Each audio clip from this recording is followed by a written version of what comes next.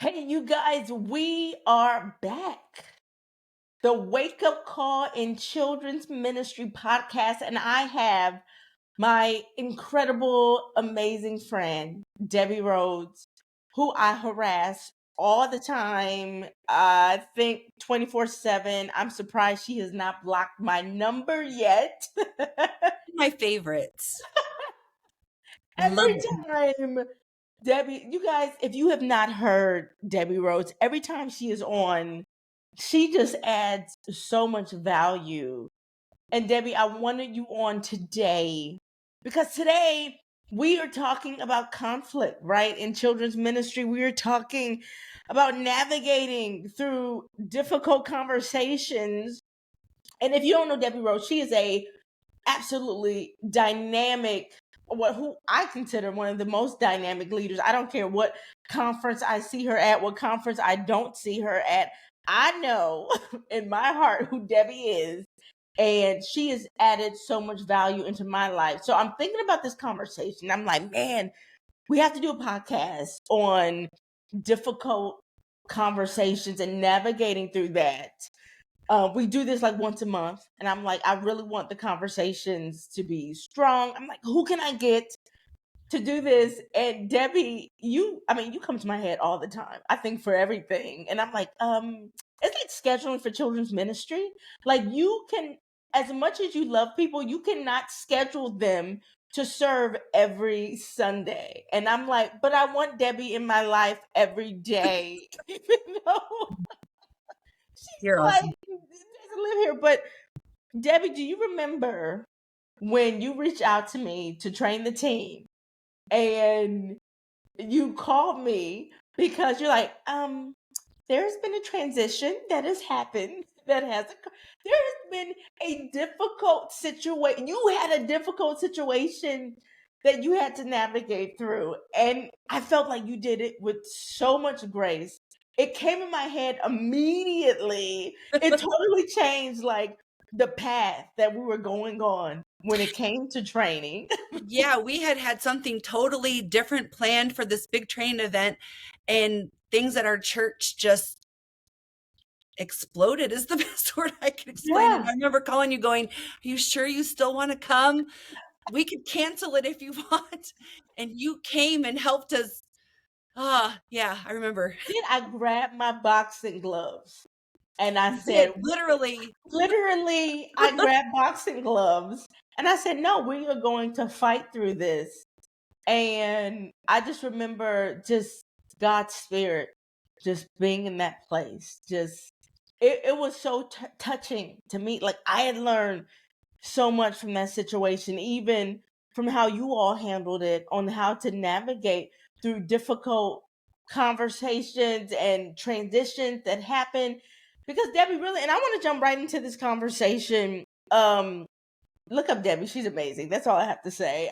She's so humble. She doesn't even care about introducing herself. She's amazing. She is I a actually spelled dynamic. my name wrong.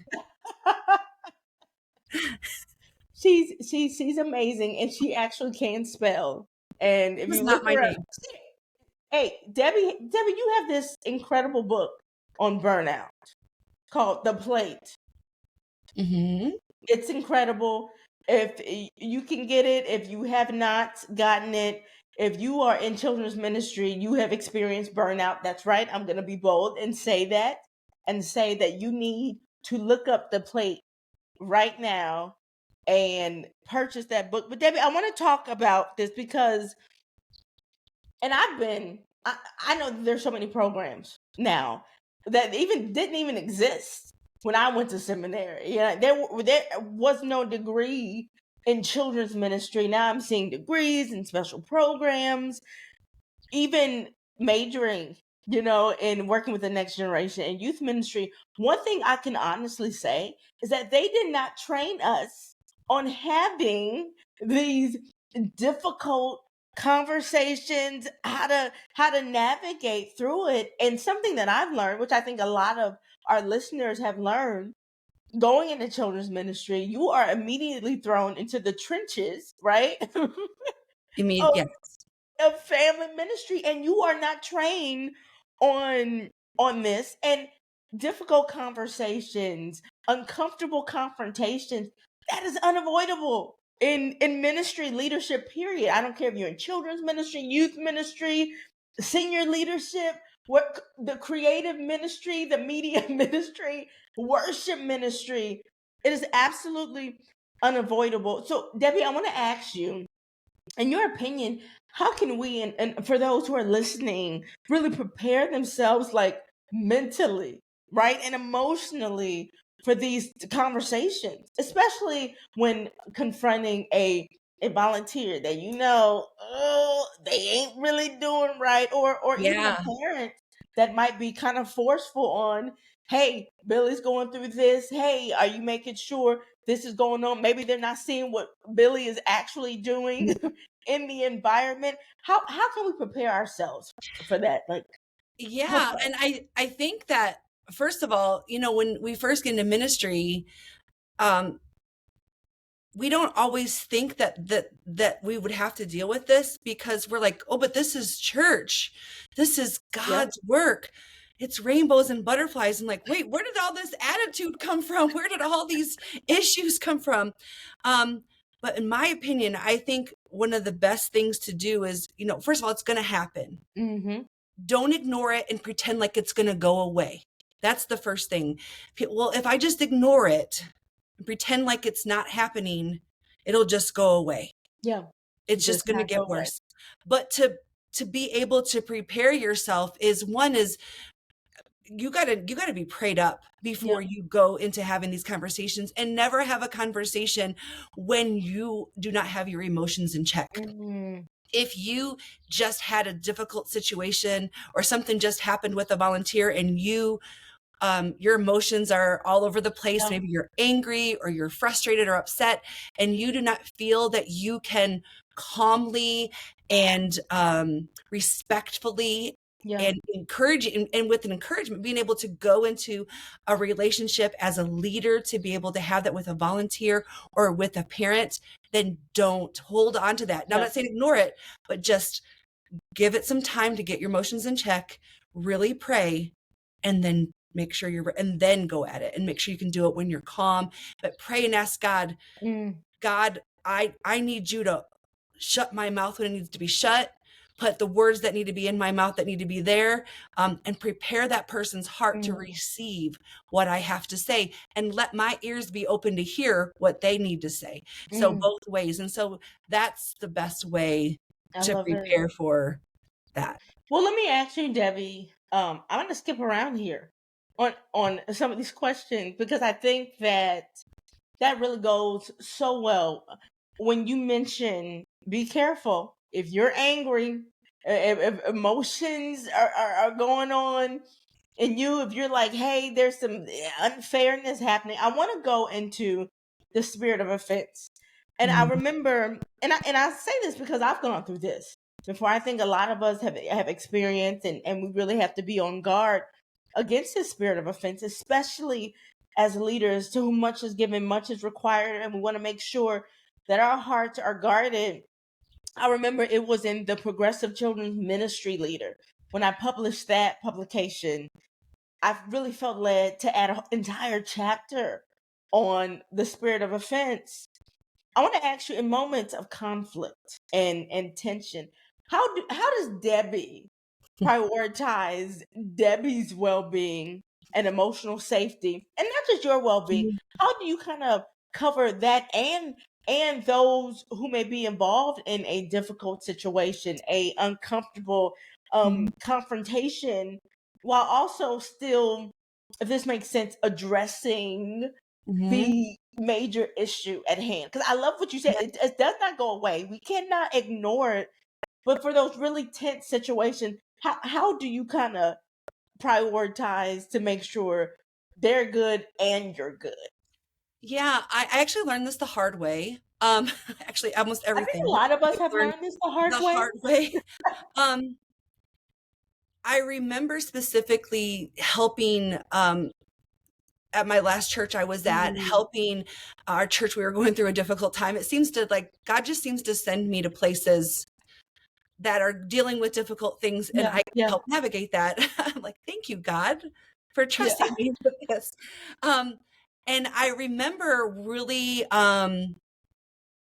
working to help with that. And I was so focused on helping everybody else, making sure that they were taking care of themselves emotionally, and I Yeah. was helping to make sure that they were okay, making sure that okay, what are you feeling? Let's validate your feelings. Let's help you to walk and walking them through it. But I Yeah. was taking all of the feelings that I was dealing with and I was shoving them down. All of my Mm, feelings were being shoved down, and I wasn't dealing with the fact that hey, I have some maybe I didn't have the same offense as them, but I am when yeah. you're dealing with all this stuff, it is heavy. Yeah. And maybe it doesn't even affect, maybe it has nothing to do with you, but you're helping other people deal with things.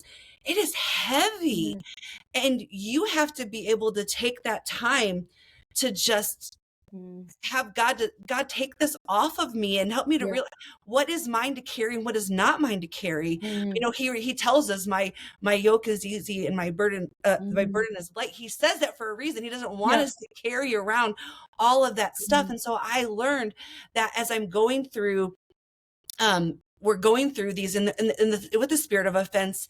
As if you're, so there's two different ways. So if you're going through, you're helping others to do it, no matter what, making sure you yourself Mm, are being able to get away and allowing yeah. God to take that off of you, so Mhm. you're not carrying something that you're not supposed to carry. But then if let's say it's you and someone else going through a spirit of offense, it's Yeah. that whole making sure that you're listening, Mhm. that you're validating their feelings, and Yeah. that you just okay, I wish I had some paper.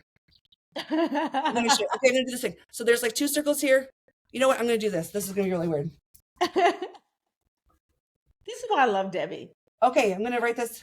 She's grabbing paper because she is this dynamic leader and she really wants us Okay, to see get it. this, it's There, backwards, isn't it? hey, if you're listening and you're not watching it, there are Oh, three that's right. circles that are intertwined. We are also on YouTube, so this is perfect. There are three circles that are intertwined with There's three God, circles. your, and mine.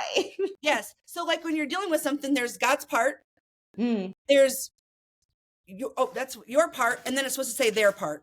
See, look at not me, mine. Their part. their part. So God's part, your part, and their part. So when you're having like dealing with the spirit of offense, Mm, so you're going to do your part to deal with it. God's doing his part, but you can't do their part. mm, Because so if there's someone that's going, I'm going to hold on to my spirit of offense. And even though yeah, I've talked to you and we've prayed together and we've worked through things and I've listened to them and they've listened to me and they still choose to hold on to their part, you can't do anything about that. You're yeah. doing your part. God's doing Absolutely his right. part, but they have to do theirs and you can't do it for them. Yeah, yeah, And so I've learned that the hard way, trying to help. What can I do to help you get over this offense? What can I do? What can I do? And I will go out of my way to help make sure, like killing myself to, but then realizing that I yeah. can only do, I've heard you. I've listened. I've done what I need to do on Mm, my part. If it was apologizing, if it's whatever I can do to make things right, if it was that sort of case, God's doing his, but I can't make mm. them do their part. I love this. I love this. Debbie, I want to ask you, I want to kind of cross over into positive relationships, right? Because Mhm. we all want these positive relationships. And I think you, I mean, you mentioning that you had to learn this the hard way. I think part of you having to learn it in the hard way is because of this pure, genuine desire to have positive relationships with everybody. We want this, especially in ministry leadership. But when we're having these difficult conversations, um, it can be hard, right? It can have a negative explosion. How do you, especially when you're dealing with fellow volunteers or servant leaders, we call them servant leaders, whatever you call them in your ministry, how do you still maintain when there's these differences a positive relationship for those who are listening, who are struggling with some difficult volunteers and you're Mhm. trying to maintain this. How do we, where's the balance? How can we do this? Well, first of all, it starts with relationship. Mm, If you have to have a relationship with every single one of your volunteers. It has to be more than, can you serve on Sunday? mm, Can you serve next week? Can you serve? If every single time you talk to them has to do with them serving, that is not a relationship. mm, It has to be, you need to know about them. You need to know what they do during the week. You need to be praying for them. It's like a, I'm sure you guys have all heard about, it's like a bank account. You're putting money into you're yeah, putting money in and then you withdraw money out. You can't withdraw more than you put in. It's just like that. If you are constantly going to that volunteer and saying, you didn't do this right, this needs to be done better, why did you do it this way? And you're constantly being critical and criticizing and having to deal with a difficult conversation, and you're withdrawing and withdrawing and withdrawing, mm, that is just that's just disastrous. yeah, yeah, But if you have a relationship with them and you're loving them, and then when it's time to have a critical conversation, which will happen if you're a good leader, you're going to, because they're going to know you're going to come to them, because our goal is to make our ministry better, and yep, we've created an atmosphere and a culture where we can where we're always working to do better. And when you go to them and say, hey, I noticed, I have a question about this. And so you're asking them, and you're critiquing, um, in a good way, but you're having to deal with something yeah, difficult. They're going to receive that. It may be hard, but they're going to receive that, because of the relationship and mm, because of the equity that you have put in there with them. So if you don't have equity with that, it's just it's just going to be disastrous, and you're going to just be known as this person that's just yeah, critical and always, and they're not going to come to you for anything. yeah. So Yep, yep, 100%. Debbie, I love that. So, I just got back from the Orange Conference. yes. Just happened, and one of the interviews that they did with me had to do with senior leadership. How can we serve as ambassadors and really get those messages across? And I was just very honest. And I love how you mentioned really investing in relational equity. Like, what are you doing to invest in relational equity? And I with joy, I got to share how I don't just have a senior pastor. I actually have to remember that I have a senior pastor. I will call him Michael, and everyone else calls him Pastor Michael, and I have to stop that because I'm like, oh, this is my friend. Yeah. No, when something's going on, we have a relationship. I will text Pastor Michael and Pastor Katie about, what up, Katie? Hey, Michael, I gotta share this win with you. Hey, I've been walking and I've been praying for you. If you have any more prayer requests, we have this authentic friendship. When we have birthdays, we are always at their table. They are always at ours, and it makes it so much easier when I need something, when my heart is breaking for something that I'm seeing. It's easier for their hearts to break because of this relational equity, because of this friendship and this authenticity that we share between one another. So I totally agree. I think that is so important. But speaking of senior leadership, Hmm. because that is not always our stories in children's ministry. And Debbie, I know as you train leaders as well as an influencer across the country, I know that you've got stories. I've gotten stories where in reality, if we look at it, for a lot of leaders, and I've been blessed to have a great relationship with a lot of those that I've got to serve under in senior leadership, but I've talked to others where there is this real chasm between senior leadership and the children's ministry department, and what's really needed, and just a lot of tension there. I wanted to go there because I know senior leadership can present unique challenges. I'll say unique challenges for children's ministry leaders. How do you, for those who are listening, how do you effectively communicate and collaborate with senior leaders while still advocating for the needs and priorities for your own ministry? What is a healthy way? for us to do that. Yeah, that one, when I saw you, you had asked me that question, and I am very blessed that I have amazing support from my senior Yeah, leadership. yeah. And so when I hear people talk about how they don't have that, I'm Yeah. just so, my heart just breaks. And I Mhm. have been at churches before that I have not had it as great as I do now. But like I hear so many Mhm. stories, and it makes me really sad. But at the same time, you have been called to that ministry for a Mhm. reason. And just because you don't have that support now doesn't mean it's always going to be there. And so Mhm. what my recommendation would be is, first of all, you don't have to be their best friend, Mhm. Yeah. but you do need, what I would suggest is, one is make sure that you're in line with senior leadership, Mhm. asking Yeah. them, what do you expect from me, from as a children's leader here? What are your expectations of me? Am I meeting those expectations? Because that right there can cause frustration when they're expecting Yeah. one thing from you and you're doing something else. And then what is their expectation of the kids ministry? Or are you in line with the church's vision? Or Yeah. are you off just doing your own thing and you've Yeah. siloed yourself in kids ministry? Because I've seen that So kids easy. ministry leaders have maybe they've done it, most of the time it's not intentionally, Yeah. but they've created the silo where Yeah. it's the church and kids Yeah. ministry. Yeah. Yeah. And then they're like, I have no support. Well, because you created a silo for yourself. Yeah. um or sometimes they're created for us, but sometimes we do it to ourselves as well.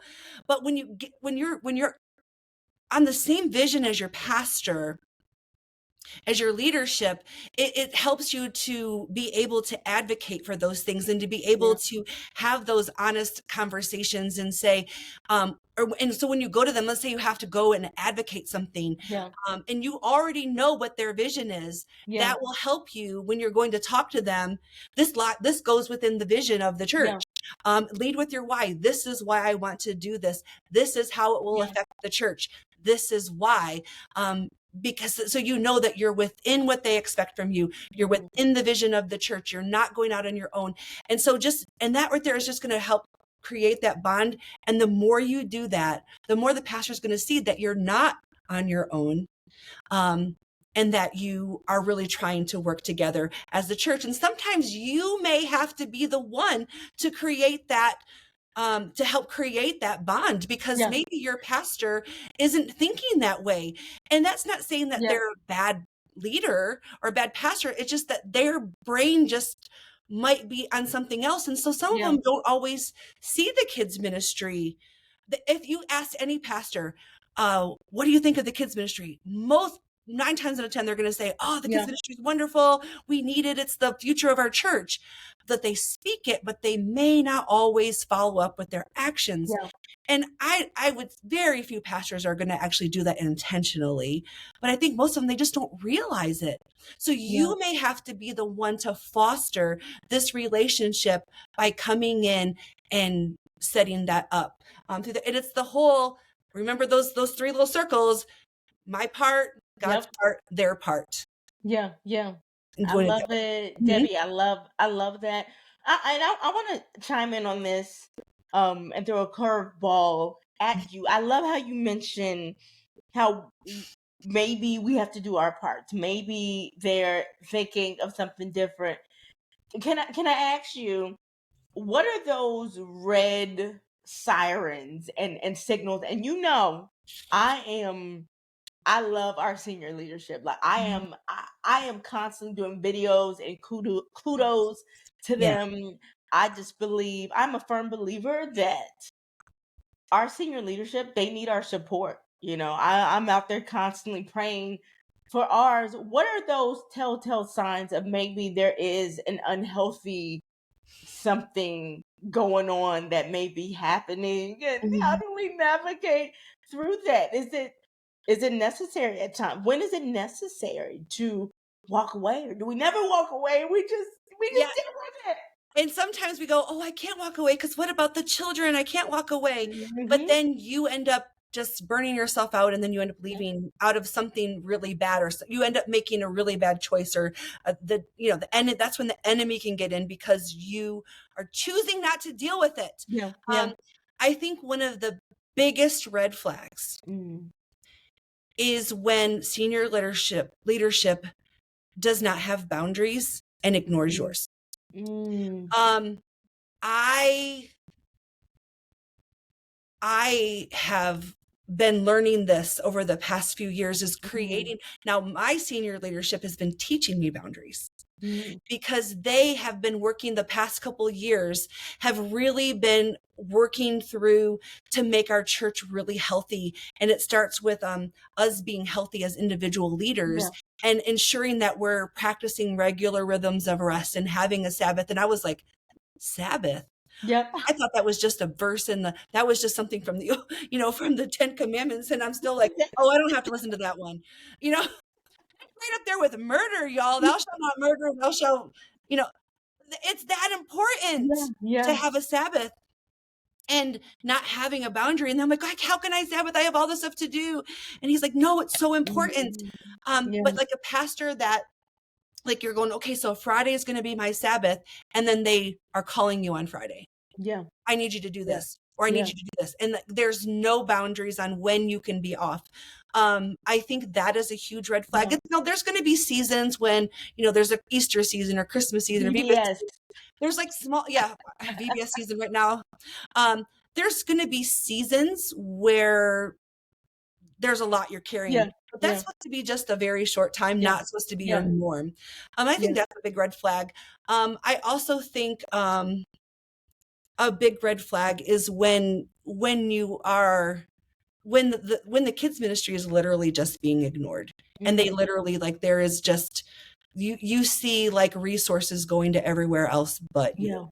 Yeah. Mm. And you don't you've asked, you don't understand why, and you see them going everywhere else but you, Yeah. and you're just flat out being ignored. Yeah. um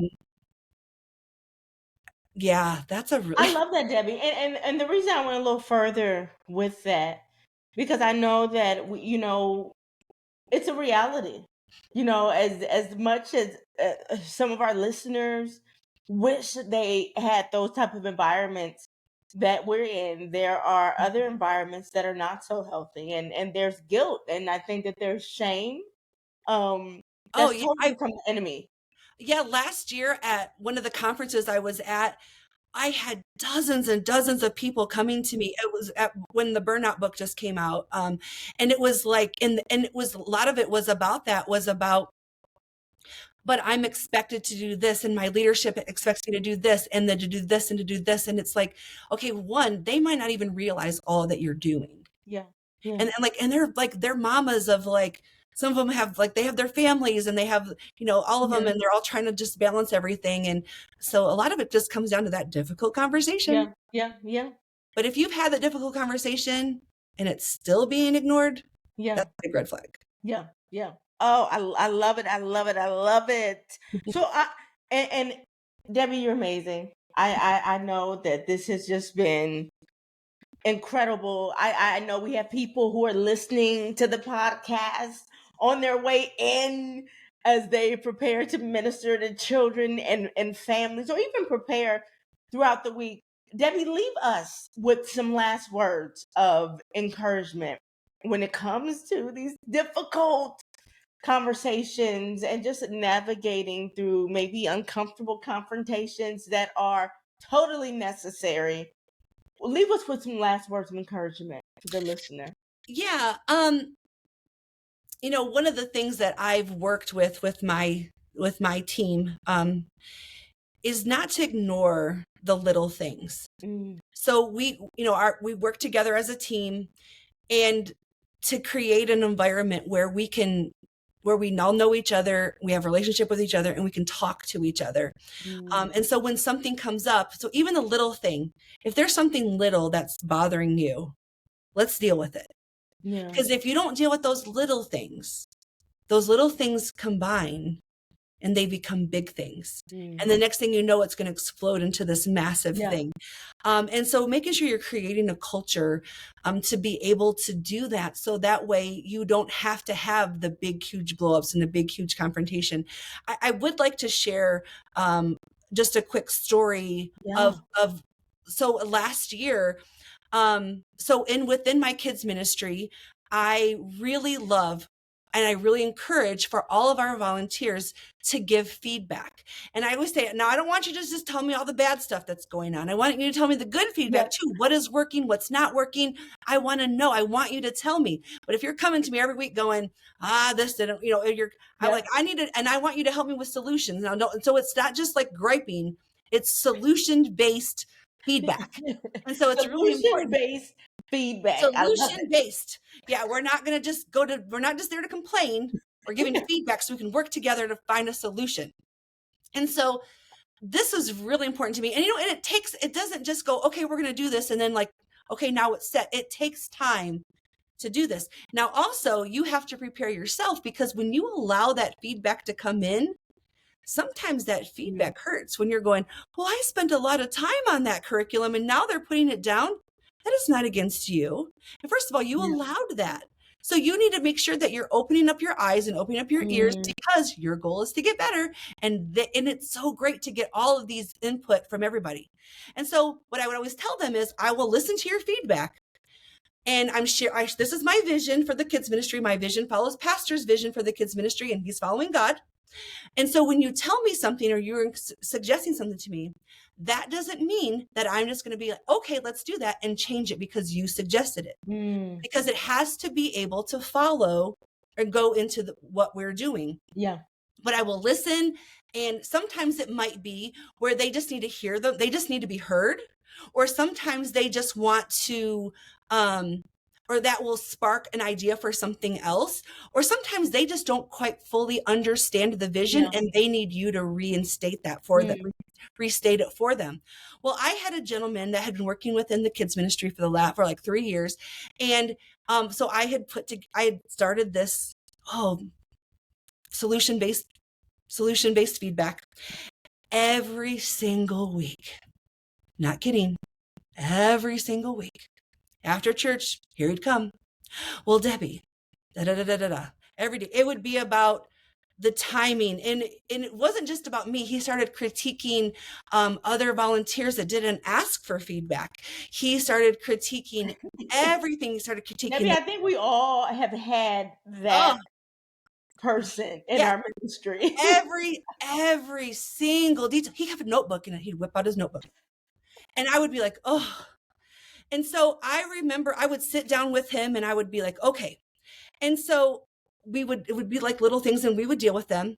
And then one day it was like, he told me that the curriculum was not biblical. Well, to me, that was like, I know that I work really, really hard. And if it's not biblical, I really want to know, because that's the last thing I want to do is, that's like a really big fail there. And so we sat down and he starts telling me, and well, I proved to him that it wasn't. Well, anyway, long story short, it came down to the fact that he became so negative and so critical that nobody wanted to work with him. And team members were quitting and actually wanted to be on go into a different classroom because he was now criticizing them. And so I would talk to him about it. And he would be like, I'm just trying to make people better. And then, Debbie, you should do it this way. You should do it this way. Well, it came down to this. This is how we are doing things in our kids ministry. This is our vision. This is how it's going to work. And I need you to either accept this is how we're going to do it, or maybe you realize that maybe this just spot isn't for you. Because if you come in and it's just such a critical place where it just sparks so much critical thinking, where it's just that's all you could think about, then this isn't the place for you. And then maybe I can help you find somewhere else to serve. He was so shocked. What do you mean? You're going to kick me off the kids team? Yes. And it came to that, and that was so hard. And, and we were able to find him somewhere else to serve within the church, and he's happy and is great. And it was just more that he just had ideas of how he thought that it should run. And I wasn't using his ideas, and it was just a lot more than what he could handle. And so we parted in good ways, and he still like really supported the kids ministry. And he still thought a lot of it and thought a lot of me, and even if he didn't, that was okay. But it came to the fact where it was actually, the more I let him stay with the critical spirit, Hmm. the more it affected my team. I actually lost Oh, good. team members, Wow. volunteers, because of it. And so, and basically, just, I told you that story to encourage you to make sure you're not ignoring it. But then also, if you have to weed it out to let your team grow, you may have to do that. And Mm. it's a hard thing to do, but God helps us to do hard things, and it's okay to do that. Wow. Incredible. I know if you are listening that you got so many golden nuggets that Debbie gives out on a regular basis. I think she should just create a website where she is selling golden nuggets on different topics. Well, I got another book coming out in this fall. Are you It's going called to give Hold us? My Glitter. Oh, hold my glitter. And it's dealing with dealing with difficult situations in kids ministry. Shut up. Yeah. As you were talking, I was just getting chills, Oh, just knowing how much this conversation alone is going to help people, and to hear that you are coming out with an incredible resource about this. Debbie, thank you so much for thank hanging you. out with us, for feeding us so much. You guys, it is the Wake Up Call in Children's Ministry podcast. We will see you again. Wait, Debbie, before we leave, how do we follow you? Well, I am available at Everywhere. Debbie, I don't think that there are a lot of Debbie Rhoads. I think uh it's not spelled with a U, it's spelled with an I, but you could find me on Facebook and Instagram. On Instagram, I'm Mustache Man Wife. I know that's weird, but follow me on easy Instagram, enough. Mustache Man Wife. It is worth the weird name to find Debbie and to get, and I'm sure she'll be offering assistance if you need help. Hey, you guys, thanks for listening to this week's episode. We will see you again. I said this week's. We actually do it once a month. We will see you again Very next soon. month. Same time, same place.